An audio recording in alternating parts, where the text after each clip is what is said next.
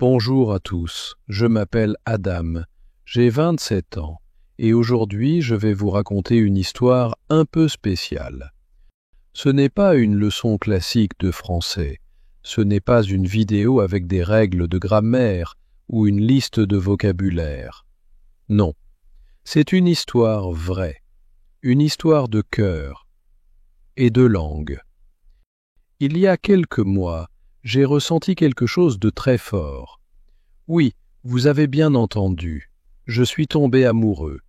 D'un regard, d'un sourire, d'un moment. Et ce moment a tout changé dans ma vie. Mais il y avait un gros problème. Un problème qui me bloquait, qui me faisait peur, qui me rendait muet. Je ne parlais pas français, ou presque pas. Juste quelques mots, des phrases mal dites, des erreurs partout. Et elle parlait seulement français. Imaginez, vous voyez quelqu'un qui vous plaît, vous avez envie de dire quelque chose, de faire connaissance, de créer un lien, mais les mots ne viennent pas. Vous restez là, bouche ouverte, silencieux, comme un idiot. Je me suis retrouvé exactement dans cette situation. Et c'est ce moment dur qui m'a poussé à changer. Je vais tout vous dire. Comment j'ai transformé cette douleur en motivation. Comment j'ai appris à parler français, tout seul, sans professeur, sans argent, sans méthode compliquée. Juste avec de la volonté, du courage et un peu d'amour. Et vous allez voir, si moi j'ai pu le faire, vous pouvez le faire aussi. Cette histoire, ce n'est pas juste la mienne. C'est peut-être la vôtre aussi. Peut-être que vous avez envie de parler à quelqu'un. Peut-être que vous rêvez de vivre en France. Peut-être que vous voulez juste commander un café sans stress. Alors restez avec moi. Écoutez bien, parce que ce que je vais vous raconter peut changer votre façon d'apprendre le français. Et peut-être votre vie aussi. On commence ? Chapitre 1. Le jour où tout a changé. Je me souviens très bien de ce jour-là. C'était un mardi après-midi, pas un jour spécial. Il faisait froid, le ciel était gris et moi, j'étais dans une petite librairie du quartier juste pour passer le temps. Je regardais les livres, je ne cherchais rien en particulier et puis, elle est entrée. Elle portait un long manteau beige, une écharpe rouge, et elle tenait un carnet dans ses mains. Elle avait l'air concentrée, mais son regard croisait parfois le mien. Elle souriait doucement, et ce sourire, c'était comme un rayon de soleil dans cette journée grise. Je ne sais pas pourquoi, mais à ce moment-là, j'ai senti quelque chose, un petit choc dans la poitrine, une envie soudaine de lui parler, de dire juste un mot. Mais quoi ? Mon cœur battait vite, mon cerveau essayait de trouver une phrase, une idée, un miracle. Rien. Et puis, elle a laissé tomber son carnet. Sans réfléchir, je l'ai ramassé et je lui ai tendu. Et là, catastrophe.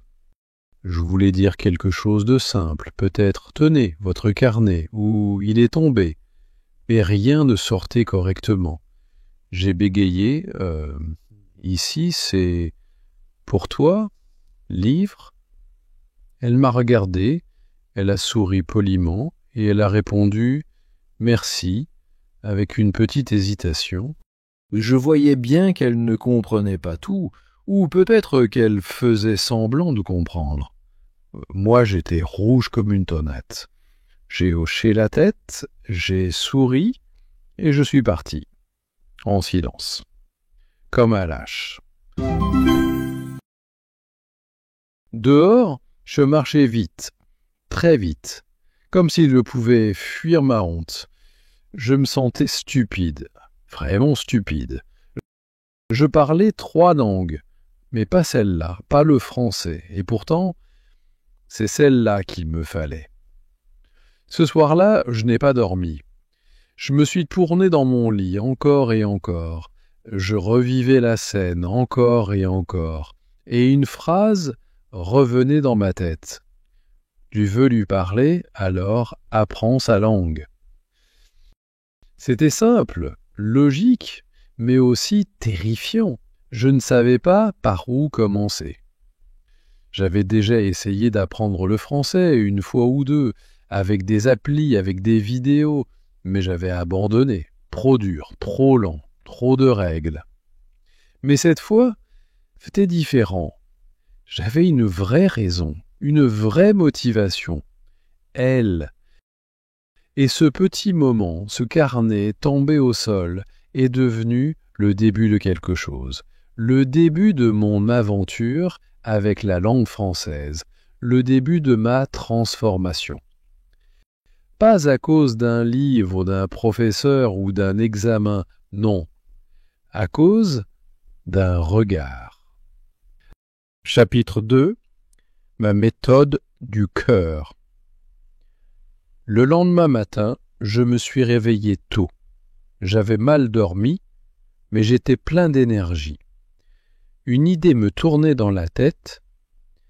Je dois apprendre le français. Pas demain. Pas un jour.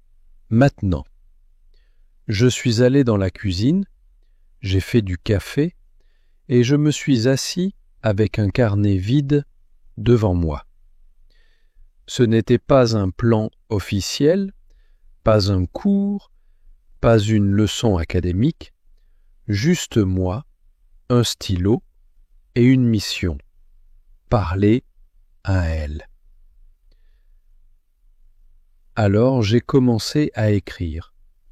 Pas des listes de mots, pas des règles de grammaire, non. J'ai écrit des phrases que j'aurais aimé lui dire ce jour-là. Des phrases simples, vraies, utiles, des phrases du cœur. Étape 1, les phrases que je rêvais de lui dire. Je me suis demandé, si elle était devant moi maintenant, qu'est-ce que je voudrais lui dire? Voici ce que j'ai écrit. Salut, tu t'appelles comment? Tu viens souvent ici? Tu aimes les livres? Tu lis quoi en ce moment? Est-ce que je peux te parler une minute? J'apprends le français, je fais de mon mieux. Tu veux prendre un café avec moi un jour? Tu as un très beau sourire. C'était ça, mon premier cours de français. Pas des tableaux compliqués, pas du passé composé, juste des phrases vraies, pour une personne vraie. Je les ai relues, 1 fois, 2 fois, 10 fois. Puis je me suis levé, je me suis mis devant le miroir et j'ai commencé à les dire à voix haute, lentement, avec hésitation au début, mais avec sincérité. Salut, tu t'appelles comment? Mon accent était horrible, mes lèvres ne savaient pas quoi faire, mais je continuais. Chaque matin, je lisais ces phrases. Chaque soir, je les relisais encore. Je ne voulais pas les réciter comme un robot, je voulais les sentir, les vivre, les prononcer comme si elles étaient là, en face de moi. Et plus je répétais, plus je me sentais fort. Pas parfait, mais fort. Étape 2. Je me parlais à moi-même, comme si c'était elle. Ça peut paraître bizarre, mais c'est ce qui m'a aidé le plus.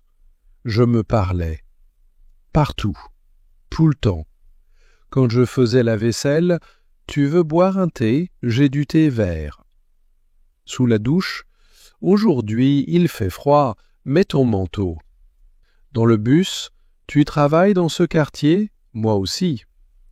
Je faisais comme si elle était là, comme si on parlait ensemble. Je posais une question, puis j'imaginais sa réponse. et je répondais encore. C'était un dialogue imaginaire, mais c'était vivant. Je n'avais pas besoin d'un professeur, j'avais besoin d'une raison, et elle était là, dans ma tête, dans mes phrases, dans chaque mot que j'apprenais. Étape 3. J'ai appris le français avec des chansons d'amour. Après quelques jours, je me suis dit, si je veux parler avec émotion, je dois écouter les Français qui parlent avec émotion. Alors j'ai tapé sur YouTube « Chansons d'amour françaises ». Et là, un nouveau monde s'est ouvert. J'ai découvert Francis Cabrel avec sa voix douce et ses mots simples. J'ai écouté Zaz, pleine d'énergie et d'émotion. J'ai trouvé Stromae, Vianney, Angel. Chacun avait un style, une façon de dire l'amour. Je ne comprenais pas tout, mais je sentais. Les mots, la musique, le rythme. J'ai commencé à noter des phrases que j'aimais bien. Je t'aimais, je t'aime et je t'aimerai. Tu es mon autre, je veux être avec toi. Je les écrivais, je les répétais, je les chantais, parfois faux, parfois juste, mais toujours avec le cœur. Et petit à petit, j'ai commencé à reconnaître les sons, à comprendre les structures. J'apprenais sans m'en rendre compte. Une routine simple mais puissante. Après une semaine, j'avais ma routine. Le matin, je lisais mes phrases à voix haute. L'après-midi, je me parlais à moi-même dans la rue. Le soir, j'écoutais des chansons et je chantais doucement. Pas de méthode magique, pas de grammaire compliquée, juste de l'émotion, de la répétition et un objectif clair, lui parler. Et croyez-moi, ça marchait. Je commençais à penser en français. Pas beaucoup, pas vite, mais un peu. Je voyais un objet et au lieu de penser book, je pensais livre. Au lieu de girl, je pensais fille. Et surtout, je commençais à y croire que moi aussi je pouvais parler cette langue. Chapitre 3. Le grand jour. 3 semaines ont passé. 3 semaines à parler seul, à chanter dans la cuisine, à répéter mes phrases comme un acteur avant son spectacle. 3 semaines à vivre entre espoir et peur. Et puis, un matin, je suis passé devant la même librairie. Mon cœur s'est mis à battre plus vite. C'était automatique. Mes jambes ont ralenti. Mon regard a cherché à travers la vitrine. Et là, elle était là. Elle feuilletait un livre exactement comme la première fois. Je me suis figé. Pendant quelques secondes, je suis resté immobile, incapable d'avancer, incapable de fuir. Une petite voix dans ma tête me disait « Non, Adam, tu n'es pas prêt, pas encore ». Mais une autre voix, plus forte, plus déterminée, lui répondait « Tu t'es entraîné pour ce moment. Tu veux lui parler. C'est maintenant ou jamais. » J'ai pris une grande inspiration, j'ai ouvert la porte et je suis rentré. Le pas le plus difficile. Chaque pas vers elle me semblait lourd. Mon cœur battait si fort que j'avais l'impression que tout le monde pouvait l'entendre. Mais j'y suis allé, lentement, avec respect, avec honnêteté. Je me suis approché. Elle a levé les yeux. Elle m'a reconnu. Son visage s'est illuminé d'un petit sourire. Pas moqueur, pas gêné, juste doux. Et là j'ai parlé. La première vraie phrase. J'ai dit « Bonjour, je t'ai vu ici l'autre jour, tu lis quoi aujourd'hui ?» Pas parfait, mais compréhensible. Mon accent était toujours là, mes mots étaient simples, mais j'ai parlé, avec ma voix, avec ma peur, avec mon cœur. Elle a eu une seconde de surprise, puis elle a répondu Ah oui, je me souviens, je lis un roman, un peu compliqué mais très beau. Je n'ai pas compris tous les mots, mais j'ai compris l'essentiel. Elle parlait doucement, elle articulait, elle m'aidait. Je lui ai répondu, moi, je commence à lire aussi des livres faciles. Je ne parle pas bien, mais j'apprends. Elle a souri encore plus. Elle a dit, tu parles très bien, vraiment, c'est super. Et là, j'ai su. Une invitation inattendue. On a parlé pendant presque 10 minutes. De livres, de langue, un peu de tout. Moi, je faisais de mon mieux, je cherchais mes mots. Elle m'écoutait avec patience, et puis, à la fin, elle a dit « Je vais boire un café à côté. Tu veux venir ?» Je n'ai pas répondu tout de suite. J'étais choqué, étonné, heureux. J'ai juste souri et dit « Oui, avec plaisir. » On est sortis ensemble. On s'est assis à une petite table en terrasse. Le vent était frais, mais à l'intérieur de moi, c'était l'été. Le cerveau en feu, le cœur en paix. Pendant le café, j'ai utilisé toutes les phrases que j'avais apprises. J'ai improvisé, j'ai ri quand je faisais une erreur. Elle aussi, mais jamais elle ne s'est moquée. Elle m'a posé des questions simples. « Tu viens d'où ? Tu apprends le français depuis quand ? Pourquoi tu veux parler français ? » Et moi, j'ai tout raconté. Même le carnet, même le moment gênant, même mon entraînement tout seul dans ma cuisine. Elle a rigolé, mais pas méchamment. Elle m'a regardé droit dans les yeux et m'a dit « Tu sais, c'est courageux ce que tu fais. Beaucoup de gens abandonnent. Toi, tu continues. Bravo. » Je ne savais plus quoi dire. Alors j'ai juste dit « Merci, c'est grâce à toi. » Elle a baissé les yeux, un peu gênée. Puis elle a dit « Tu veux qu'on se revoie ?» Et là, j'ai compris. Tous mes efforts, toutes mes répétitions, tous mes doutes avaient mené à ce moment. Le vrai cadeau. Ce jour-là, je n'ai pas seulement pris un café avec une fille. J'ai pris confiance. J'ai parlé français, pour de vrai, dans une vraie situation, avec une vraie personne. Et j'ai compris quelque chose de précieux.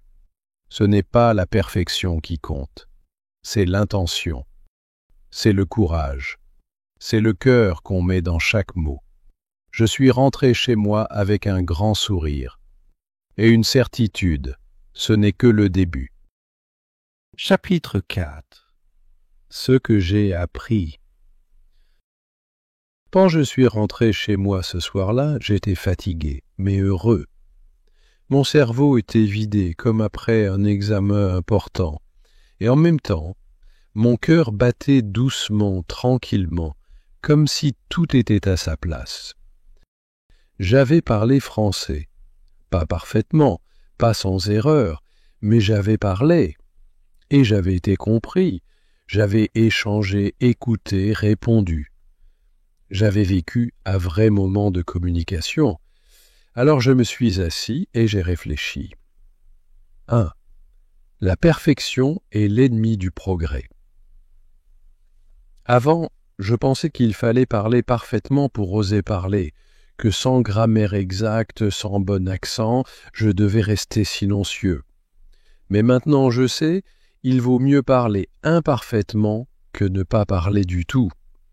Personne ne m'a corrigé méchamment, personne ne s'est moqué. Au contraire, les gens m'ont encouragé, parce qu'ils ont vu que j'essayais, que je faisais de mon mieux.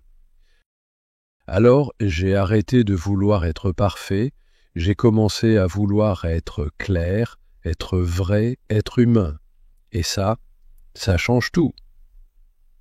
2. Répéter, c'est gagner. Au début, je trouvais ça ennuyeux de répéter toujours les mêmes phrases 10 fois, 20 fois chaque jour. Mais maintenant, je comprends. Chaque répétition construit un automatisme, une habitude, une mémoire musculaire. Quand j'ai dit « Tu dis quoi aujourd'hui ?» je n'ai même pas réfléchi. La phrase est sortie toute seule. Pourquoi? Parce que je l'avais dite des dizaines de fois, seul, chez moi. Ce que j'ai appris, c'est que répéter, c'est préparer son corps, sa bouche, son esprit. Répéter, c'est comme s'entraîner avant un match, et moi je m'entraînais pour un moment important. 3. Écouter, c'est apprendre sans effort. Écouter des chansons françaises, c'était mon petit plaisir du soir. Je ne cherchais pas à tout comprendre, je laissais les mots couler. Mais quelque chose de magique s'est produit. Mon oreille s'est habituée. Elle a commencé à reconnaître des sons, des expressions, des intonations. Et sans m'en rendre compte, je comprenais de plus en plus. J'ai appris que l'écoute passive est puissante. Même si on ne comprend pas tout, notre cerveau enregistre. Il observe, il construit. Alors j'ai continué à écouter. Des chansons, des podcasts, des vidéos, même si je ne comprenais que 30%. Parce que ce 30% devenait 40%, puis 50%, et ainsi de suite. 4. Imiter, c'est progresser vite. Quand j'imitais les chanteurs, les acteurs ou même les gens dans la rue, je ne faisais pas que répéter. Je jouais un rôle, je devenais un autre, je copiais leur rythme, leur ton, leur émotion. Et ça m'a appris 2 choses. 1. Comment sonne le vrai français. 2. Comment se sentir à l'aise en le parlant. Imiter, c'est comme entrer dans la peau d'un personnage. C'est oser être quelqu'un d'autre pour quelques minutes. Et quand on revient à soi-même, on est plus fort, plus libre. Alors j'ai continué à imiter, pas seulement pour la prononciation, mais pour oser parler avec naturel. 5. Apprendre ce qui m'est utile, pas ce qui est scolaire.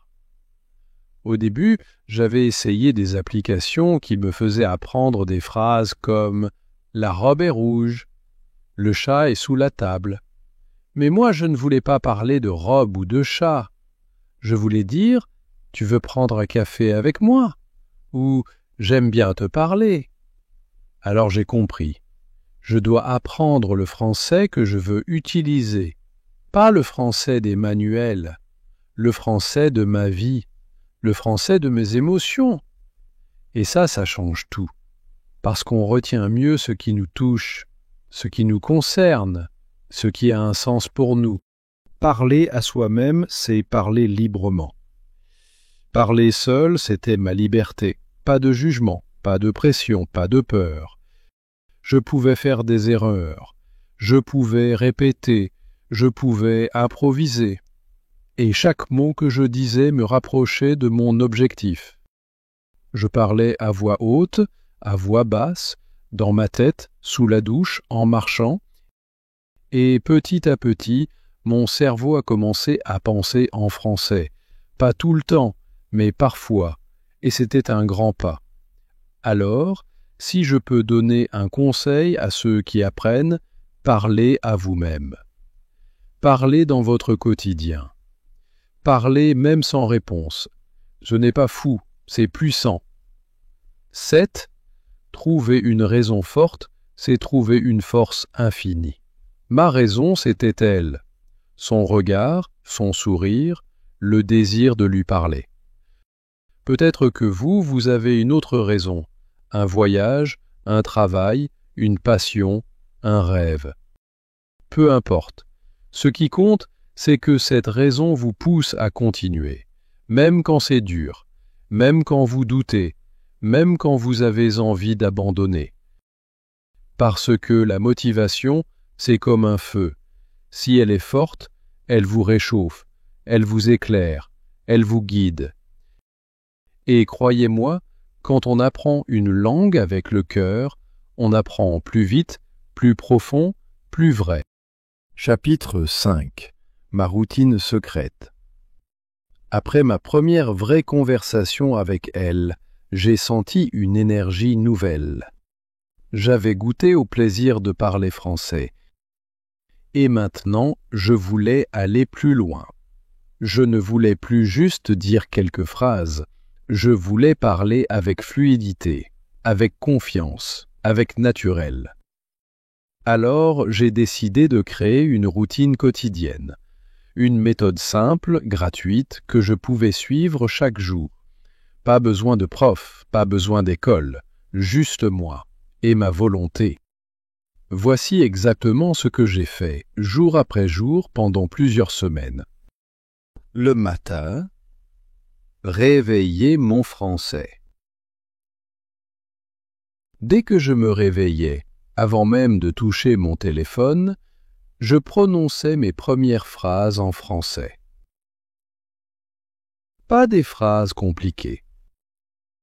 Juste des phrases sur ma réalité du moment. Je suis réveillé, j'ai envie d'un café, il fait froid aujourd'hui, j'ai bien dormi, je vais prendre une douche. Pourquoi? Parce que je voulais que le français soit la première langue de ma journée. Pas l'anglais. Pas ma langue maternelle. Non, le français. Même si mes phrases étaient simples, elles étaient vraies.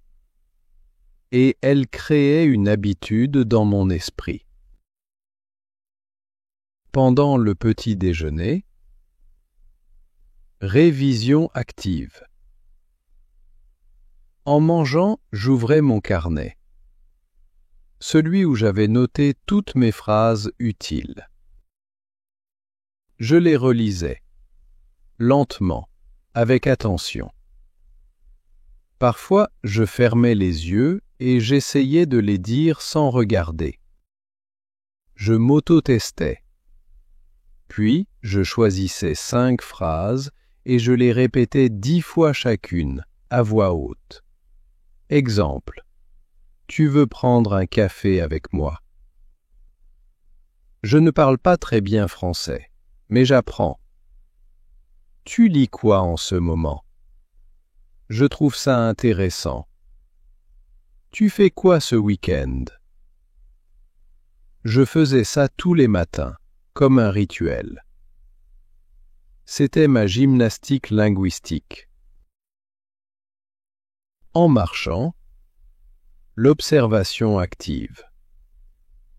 Quand je sortais de chez moi, je me lançais un petit défi, d'écrire ce que je voyais en français. Dans ma tête, je disais « Il y a un homme avec un chapeau bleu. Cette voiture est rouge. Il fait beau aujourd'hui. La rue est calme. J'entends des oiseaux. » Parfois, les phrases étaient très simples. Mais je m'en fichais. Je ne voulais pas être poète. Je voulais penser en français. Et ça marchait. À force de faire ça tous les jours, je me surprenais à parler français dans ma tête. Sans effort. Le midi. Mini-conversation imaginaire. À la pause déjeuner, je prenais 5 minutes pour faire un petit jeu. Je m'imaginais en train de parler avec elle. Je choisissais un sujet simple, les livres, le café, la musique. Puis je posais une question dans ma tête comme « Tu aimes les films français ?» Et je répondais « Oui, j'en ai vu quelques-uns, j'aime bien Amélie Poulain. » Et toi? Je faisais ça pendant quelques minutes. Je me parlais à moi-même comme dans une pièce de théâtre. C'était amusant.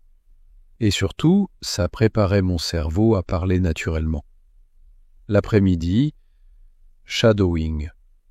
C'est une des techniques les plus puissantes que j'ai découvertes. Le shadowing, c'est répéter immédiatement ce qu'on entend comme une ombre qui suit une personne. Voici comment je faisais. Je choisissais une vidéo courte, 1 à 3 minutes, avec des sous-titres si possible, j'écoutais une phrase, je mettais pause, je répétais exactement la même phrase, avec le même ton, le même rythme, la même émotion. Je recommençais 2 ou 3 fois jusqu'à ce que ça sonne naturel. Exemple, vidéo, tu viens souvent ici? Moi, tu viens souvent ici? Encore, tu viens souvent ici? Puis, phrase suivante. Cette technique a amélioré ma prononciation, corrigé mon rythme et m'a aidé à parler comme un vrai Français. Le soir, mon journal intime en français. Chaque soir, avant de dormir, j'écrivais quelques lignes dans un cahier.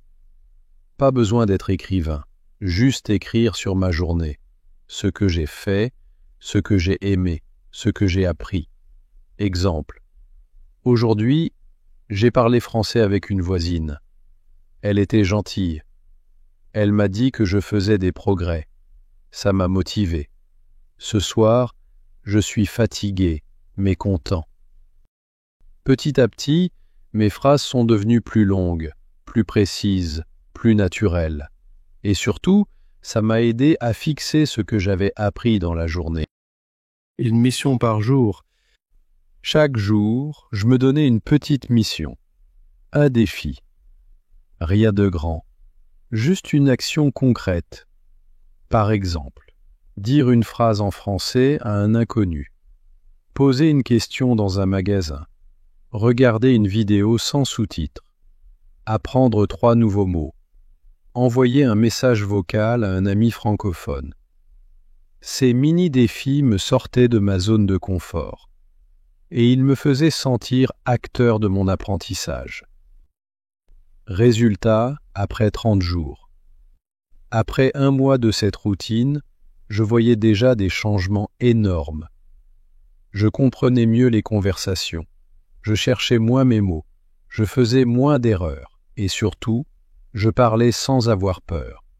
Le français faisait partie de ma vie, pas comme une matière scolaire, mais comme une langue vivante, pleine de sens et de liens. Chapitre 6. La deuxième rencontre et l'évolution. 1 mois après notre premier café, je marchais dans les rues de la ville, mon carnet dans la poche, mes écouteurs sur les oreilles, en train d'écouter une chanson de Zaz. C'était une journée normale, mais à l'intérieur de moi, beaucoup de choses avaient changé. Je ne traduisais plus chaque mot. Je ne paniquais plus à l'idée de parler. Je n'étais pas encore bilingue, bien sûr, mais je me sentais différent, plus à l'aise, plus libre, plus moi-même, mais en français. Et puis, comme dans un film, je l'ai vu. Retrouvailles inattendues. Elle était là, assise à une terrasse, un café à la main, un livre sur la table. Elle m'a vu, elle a souri, et elle m'a fait un signe de la main. Mon cœur a sauté un battement, mais cette fois ce n'était pas la peur, c'était une sorte de joie nerveuse. Je suis allé vers elle calmement. « Salut !» ai-je dit, avec un sourire sincère. « Salut, Adam, tu vas bien ?» a-t-elle répondu. Je me suis assis. On a commencé à parler, comme 2 amis qui se retrouvent.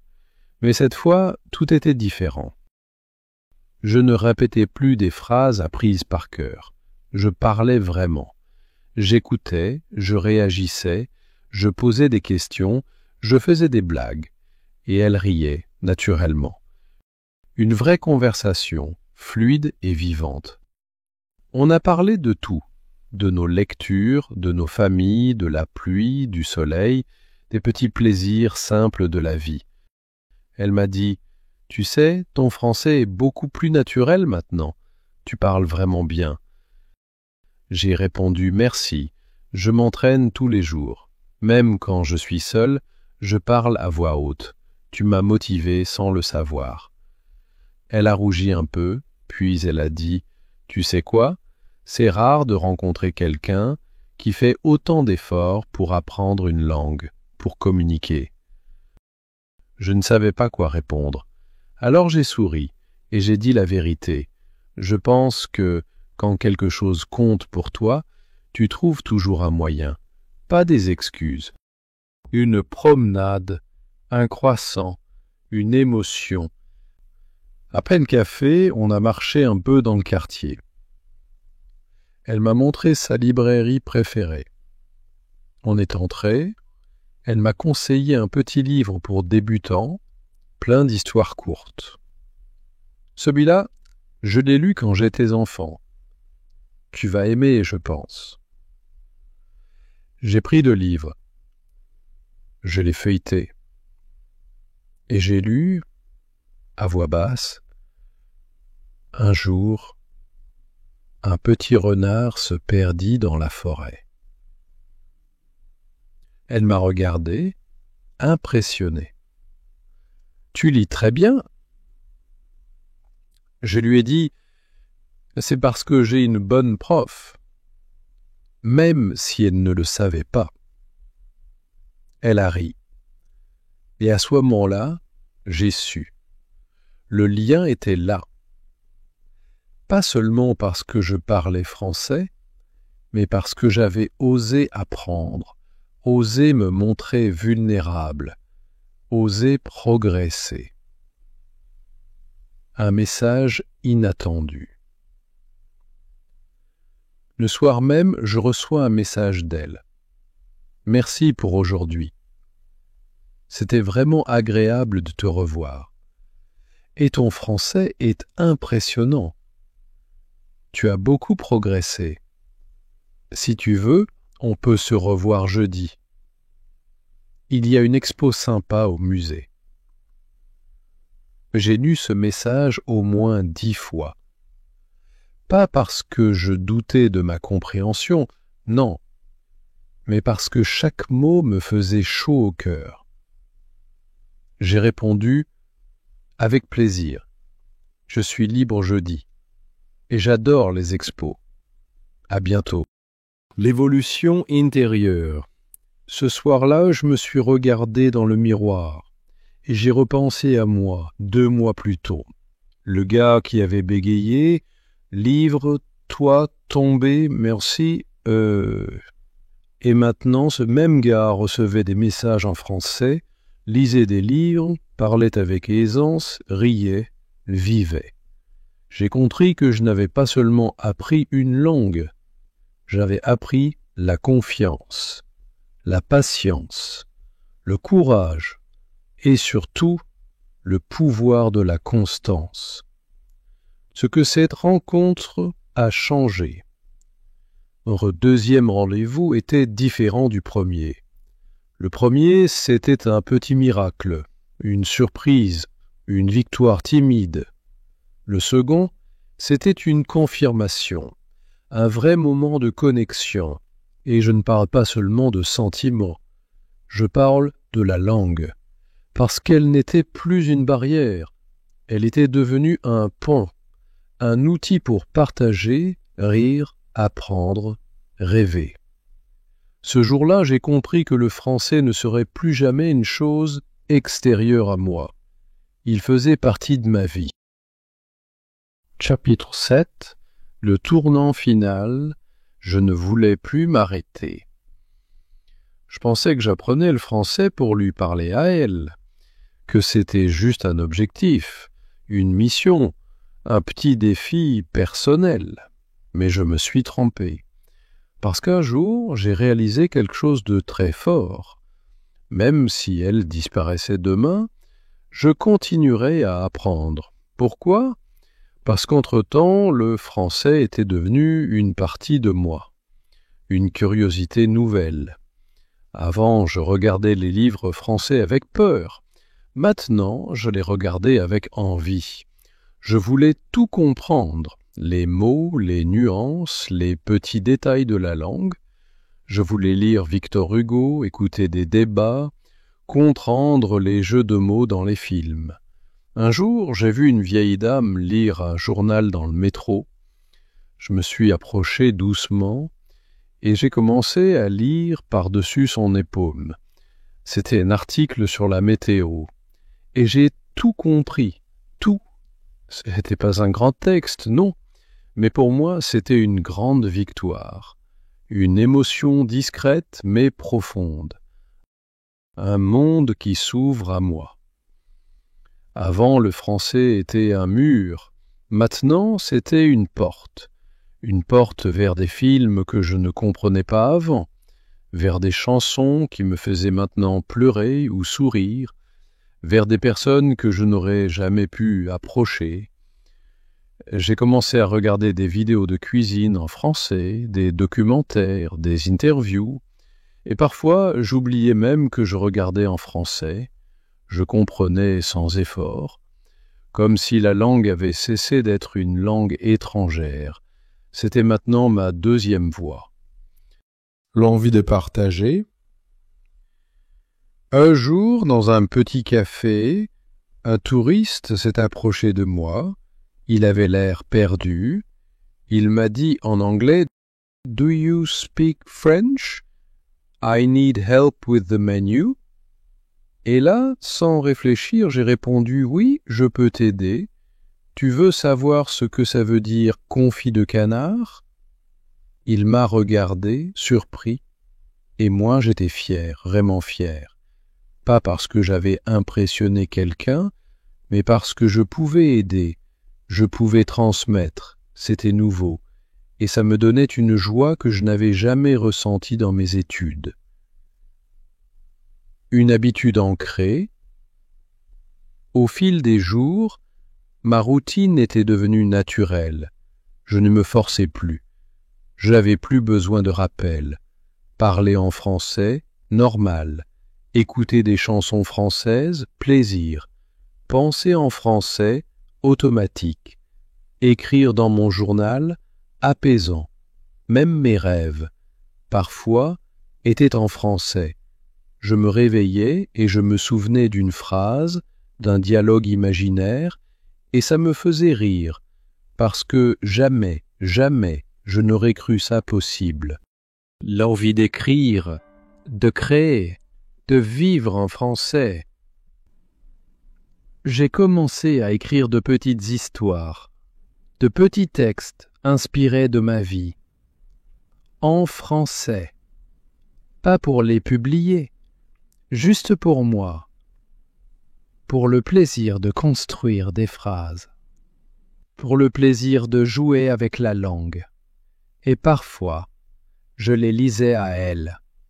Elle me corrigeait gentiment, et elle me disait « Tu sais, tu as ton style, tu as ta voix, même au français. » Et là, je me disais « Peut-être que le français n'est pas seulement une langue à apprendre, peut-être que c'est aussi un miroir, une façon de mieux me connaître, une nouvelle vision du monde. » Apprendre le français m'a ouvert l'esprit. J'ai découvert une culture, une façon différente de voir les choses. Les Français prennent le temps de parler, de débattre, d'expliquer. Ils aiment les mots, les idées, les détails. Et moi, j'ai appris à écouter différemment, à parler avec plus de précision, à dire les choses avec nuance. Même dans ma langue maternelle, je parlais mieux maintenant, plus clair, plus structuré, comme si le français m'avait aidé à mieux penser. De la motivation à la passion. Je ne voulais plus m'arrêter, et je savais que je ne m'arrêterais pas, parce que maintenant, je n'apprenais plus pour quelqu'un d'autre. J'apprenais pour moi. J'avais commencé par amour. J'avais continué par fierté, et maintenant, je continuais par passion.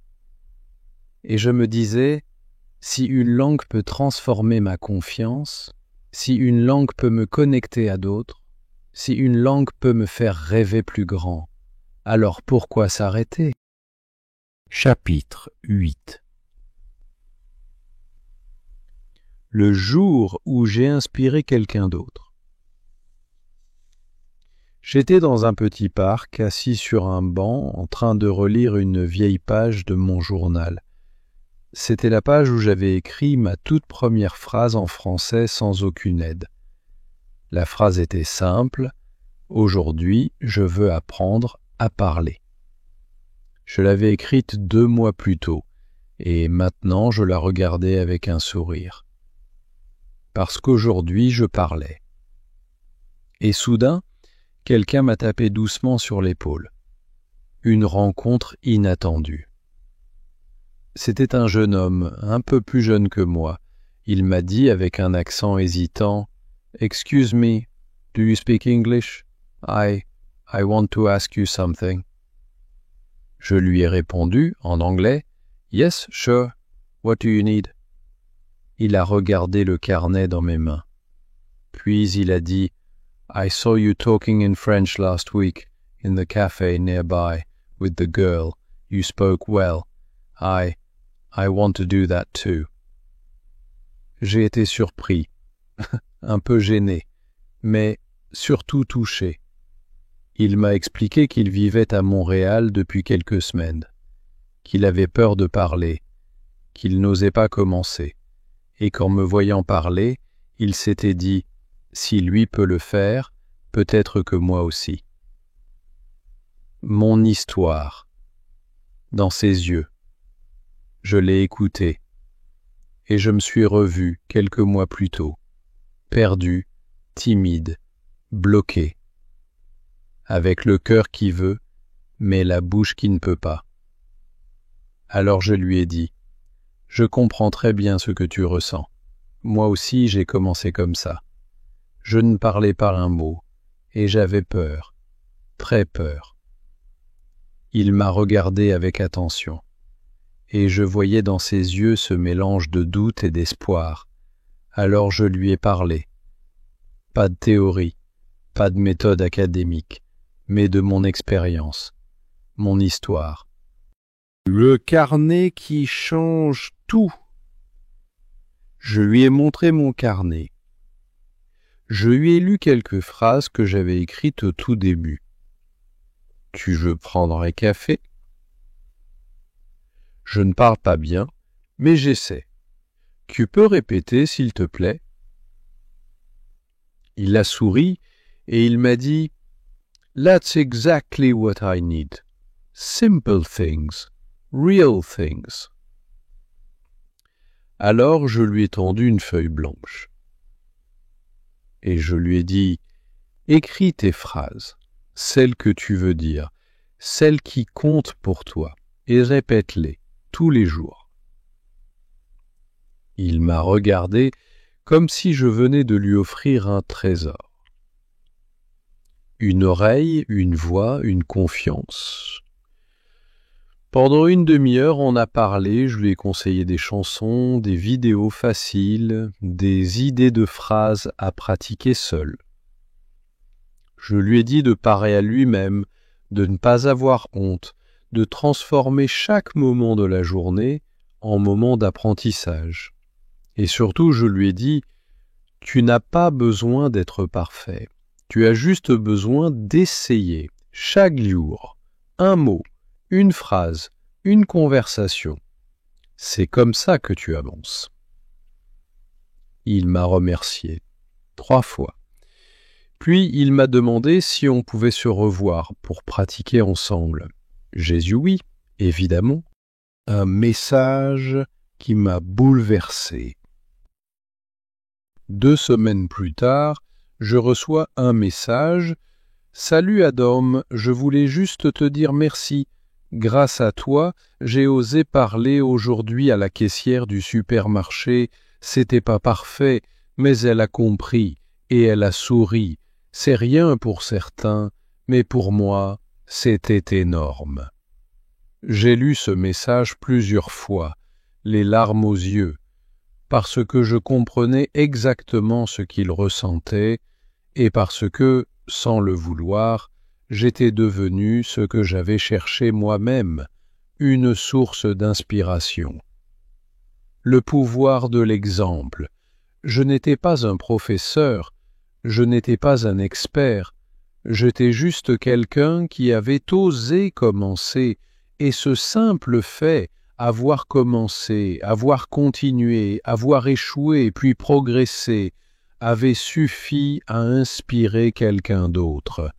J'ai compris que le courage est contagieux, que notre parcours, même imparfait, même discret, peut ouvrir la voie pour d'autres. Et ça, c'est l'un des plus beaux cadeaux de mon apprentissage. De l'élève au guide. Ce jour-là, je me suis dit, et si je partageais plus, et si je racontais mon histoire, et si je pouvais aider d'autres personnes comme moi qui ont envie d'y arriver. J'ai commencé à écrire, à partager, à donner des conseils simples, des astuces, des encouragements, et les gens ont commencé à me répondre, à poser des questions, à dire merci. Moi, le gars qui avait eu peur de dire bonjour dans une librairie, je devenais quelqu'un qui aidait les autres à oser. Chapitre 9. Ma nouvelle voix. Aujourd'hui, cela fait un peu plus de 3 mois depuis le jour où j'ai trouvé ce petit carnet dans une librairie. 3 mois. Ce n'est pas long dans une vie, mais pour moi, tout a changé. Je ne suis pas devenu expert, je fais encore des fautes, il y a des mots que je ne connais pas, il y a des phrases que je dois dire plusieurs fois, mais maintenant je parle, je ris, je discute, je pense en français et surtout, je n'ai plus peur. Je repense à mes débuts. Je me souviens de moi, debout devant le miroir, le cœur qui battait vite, la bouche sèche, en train de dire et redire « Tu veux prendre un café avec moi ?» Je me souviens du silence bizarre, du regard perdu et je me sentais mal. Aujourd'hui, je souris quand j'y pense, parce que c'est ce moment-là, ce malaise, cette frustration qui m'a poussé à avancer. Sans ce blocage, je n'aurais jamais commencé, sans ce moment difficile, je n'aurais jamais progressé. Sans cette personne, je n'aurais jamais découvert cette langue. Parfois, un petit événement peut changer toute une vie. Le français est devenu ma deuxième voix. Ce n'est pas juste une langue que je connais, c'est comme une nouvelle voix, une autre façon d'exister. Quand je parle en français, je ressens les choses autrement, je les dis autrement, c'est comme si une nouvelle partie de moi était née, une partie plus patiente, plus simple, plus sensible. Je crois que chaque langue a cette magie, elle nous fait découvrir un autre nous-mêmes. Un message pour toi qui écoutes cette histoire. Si tu regardes cette vidéo, ce n'est pas par hasard. Peut-être que toi aussi tu veux parler français. Peut-être que tu as peur. Peut-être que tu penses « je suis trop vieux, je suis nul en langue, je n'y arriverai jamais ». Je comprends. J'ai ressenti tout ça. Mais laisse-moi te dire une chose. Si tu trouves une raison, tu trouveras un chemin. Et si tu fais un petit pas chaque jour, même tout petit, tu avanceras. Apprendre une langue, ce n'est pas une course, ce n'est pas un concours. C'est un chemin personnel, un chemin du cœur. Quelque chose simple que j'ai apprise. Tu n'as pas besoin de tout comprendre pour commencer à parler. Tu n'as pas besoin de parler comme un natif pour toucher quelqu'un. Tu dois juste essayer, encore, et encore. Et si un jour tu bloques, rappelle-toi, chaque erreur est un pas de plus. Et si tu apprends par amour, souviens-toi de ça. Moi, j'ai commencé à apprendre parce que je voulais parler à une fille, mais j'ai découvert quelque chose de bien plus grand, l'amour d'une langue. Et même si demain tout s'arrêtait, même si elle quittait ma vie, je continuerais. Parce que maintenant je le fais pour moi, pas pour quelqu'un d'autre. Alors trouve ta raison. Trouve ton pourquoi et commence.